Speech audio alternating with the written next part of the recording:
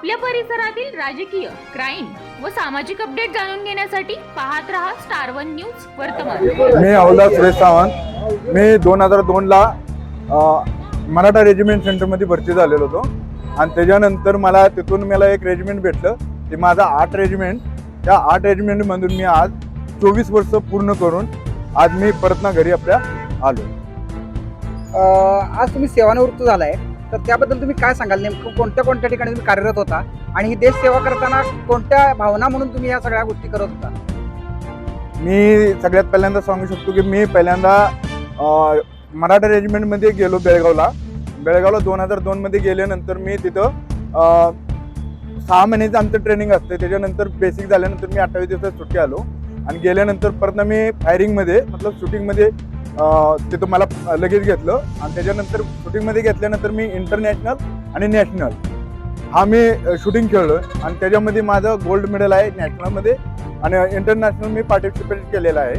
आणि त्याच्यानंतर मी आसाम, जम्मू काश्मीर, गुजरात, मध्य प्रदेश अशा अनेक ठिकाणी मी नोकरी केलेली आहे.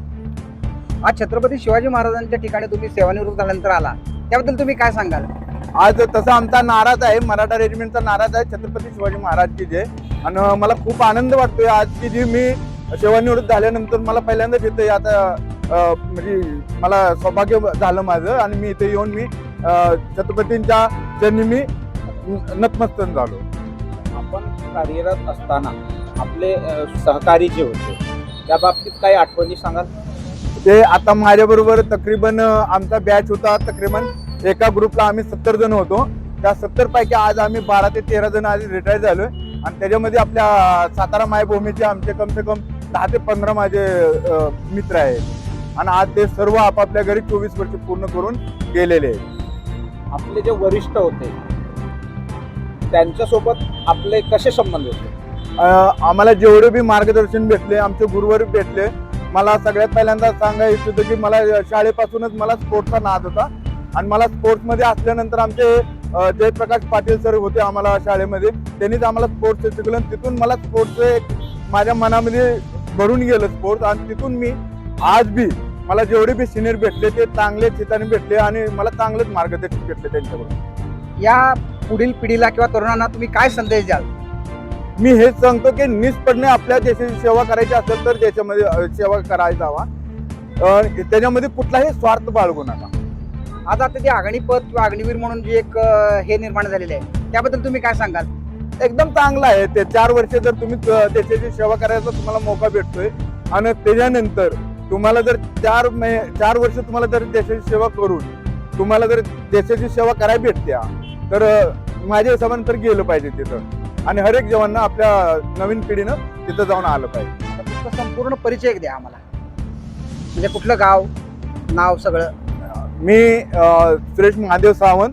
मी राहणार चितळी, तालुका खटाव, जिल्हा सातारा, माझं पूर्ण गाव. आणि मी आता सध्या विट्यामध्ये घर बांधले त्याच्यामुळे स्थायिक आहे. यामध्ये तुमच्या ह्या सगळ्या नोकरीमध्ये तुमच्या कुटुंबाचा कसा प्रकारे सहभाग होता किंवा पाठिंबा होता?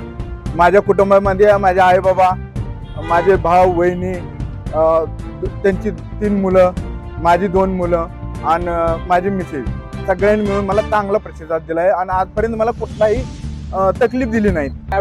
ही ज्यावेळेस घरातून ड्युटीला जात होते त्यावेळेस आपल्याला काय वाटत होतं? काय नाही, प्राऊड फील होतं, चांगलं वाटतं. यांच्यावरती गर्व होता? हा, स्वाभिमानाचं वाटतं. काय सांगाल? आता सेवानिवृत्त झाले आहेत, आता पूर्ण वेळ तुमच्या घरामध्ये ते तुमच्या बरोबर असणार आहेत, त्याशी काय भावना येतात आता? काय नाही, सुखरूप घरी आले, चांगलं वाटतंय. सेवा चांगली झाली. पहिल्यांदा ज्यावेळेस आपल्या मुलाची भरती झाली, हा, सिलेक्शन झालं, हो, त्यावेळेस कसं वाटतं? वाटणार की बरोबर, वाईट वाटतच की.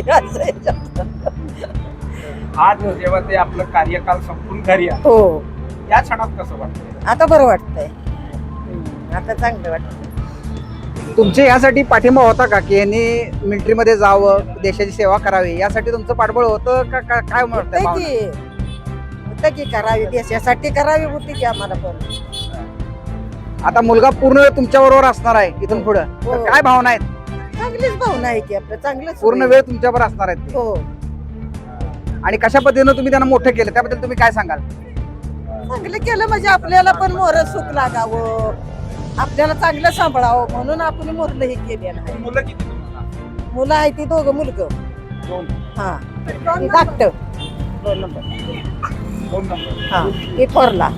खरंच आज खूप फार आनंद झालाय की पप्पा रिटायर्ड झालेत. म्हणजे एवढे 24 वर्ष पप्पांनी नोकरी केली, आमच्यापासून लांब होते. मग आज ते आलेत ना, तर असं सगळ्यांना भारावून आलंय की 24 वर्ष आमचे पप्पा दुसरीकडे जाऊन नोकरी करून आज सुखरूप घरी आलेत. पप्पा जम्मू काश्मीरला होते. पप्पांनी खूप तिथले किस्से सांगितले की गोळ्या अशा कानाशा जाऊन जायचो आम्ही, 2-2 दिवस जेवत नव्हतो, झाडावर बसून राहायचो. तेच फार वाईट वाटायचं की अरे यार आपले पप्पा देशाची सेवा करतायत. ते म्हणजे ते अभिमानाचीच गोष्ट आहे, पण त्यांना हे सगळं भोगावं लागते, त्यामुळे जरा वाईट वाटायचं. पण आता असं म्हणजे एवढा आनंद झालाय ना की आपले पप्पा सुखरूप घरी आलेत, चांगले नीटनेटके, त्याच्यामुळे वाटतंय. आज पप्पांची सेवानिवृत्ती झाल्यानंतर तुमच्या या कुटुंबामध्ये कसं वातावरण आहे आता नेमकं? खूप खुश आहेत सगळे, म्हणजे एवढे आनंदात आहेत ना की आदल्या दिवशीपासूनच आम्हाला हे झालेलं की अरे पप्पा येणार आहेत. 24 वर्ष आपलं म्हणजे घरातलं एक व्यक्ती आहे, कर्ता व्यक्ती जी बाहेर आहे, आपल्या देशासाठी सेवा करते, घरच्यांसाठी काही तर करते. मग ते परत आल्यानंतर ना एवढा आनंद होतोय ना की ते शब्दात सांगू शकत नाही. अजून आता तुम्ही काय सांगाल की जेणेकरून या सगळ्या तरुण पिढीला, सगळ्या युवकांना, तरुणींना काय संदेश द्याल? तसा संदेश म्हणायला गेलं तरी माझा भाव आहे, त्याची पण इच्छा आहे की त्यानं पप्पांच्या जागी म्हणजे जावं, पण ते स्वतःच्या हिमतीवर. पप्पांच्या जागी म्हणजे असं पप्पांच्या ही असते तसं नाही.